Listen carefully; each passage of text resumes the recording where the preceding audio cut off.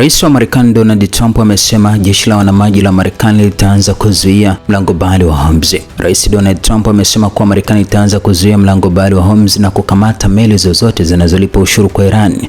Katika chapisho lake kwenye mitandao ya kijamii, kuanzia sasa jeshi la wanamaji la Marekani bora zaidi duniani litaanza mchakato wa kuzuia meli zote zinazojaribu kuingia au kutoka kwenye mlango bahari wa Hormuz, Trump alisema. Aliongeza kuwa jeshi la wanamaji limeagizwa kutafuta na kukamata kila meli katika maji ambayo imelipa ushuru kwa Irani, akishutumu Tehran kwa kutoza ushuru wa ulaghai. Hakuna yeyote anayelipa ushuru haramu atakayepata usalama wa kupita katika mlango bahari wa Hormuz.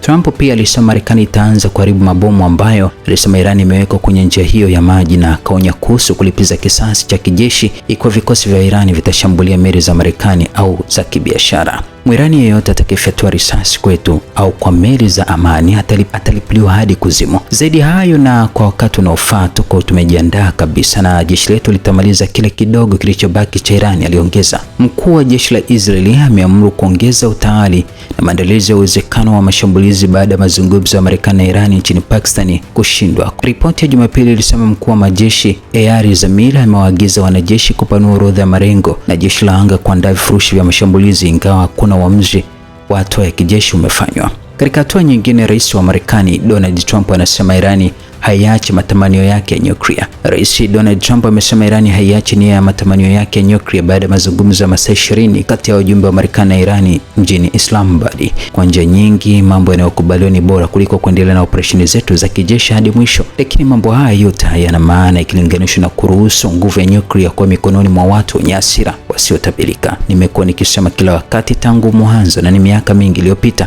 Irani haitapata silaha ya nyuklia.